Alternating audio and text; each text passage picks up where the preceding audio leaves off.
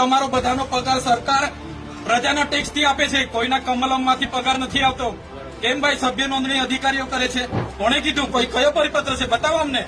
આ સરકારમાં તલાટીથી લઈને કલેક્ટર શ્રી સુધી અમારા જેવા ધારાસભ્ય પણ, સાંસદ હોય કે બીજા ચૂંટાયેલા પ્રતિનિધિ, બધા પ્રજાના નોકર છે. અમે પણ નોકર છે પ્રજાના ટેક્સના પૈસા અમને પણ પગાર મળે છે. એટલે કોઈ પણ અધિકારીએ પોતે માલિક છે એવું સમજવાનું નથી. આજે આ બધા માલિકો આવ્યા છે, જવાબ માંગે છે. કલેક્ટર, ડીડીઓ, નિયામક ડીઆરડીએ ના અને 5 તાલુકાના ટીડીઓને બોલાવો, પછી જ અમે અહીંથી ખસીશું. અમારે પોલીસ સાથે કોઈ લેવા દેવા નહીં. પોલીસ મિત્રોને હું વિનંતી કરું છું, ભાઈ અમે શાંતિથી રજૂઆત કરવા આવ્યા છે. તમે ઘર્ષણ નહીં કરો જાણી જોઈને. અમારી સાથે તમે હું કરવા ઝઘડો ઉભો કરો છો? ભાઈ કાયદો વ્યવસ્થા જાળવો ને તમે.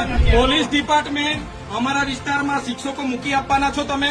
અમારા વિસ્તારમાં જે આધાર કાર્ડના કેન્દ્રો નથી ચાલતા, રેશન કાર્ડના સર્વર નથી ચાલતું, આયુષ્માન કાર્ડ નથી ચાલતા, તમે અમને બનાવી આપવાના હોય તો બોલો. કેમ તમે વચ્ચે આવો છો? ભાઈ રસ્તાના ખાડા પૂરી આપવાના છો તમે હોય કે અમારા જેવા ચૂંટાયેલા પ્રતિનિધિ હોય. પ્રજાના આપણે નોકર છે, એ બધા ભૂલવું નહીં જોઈએ.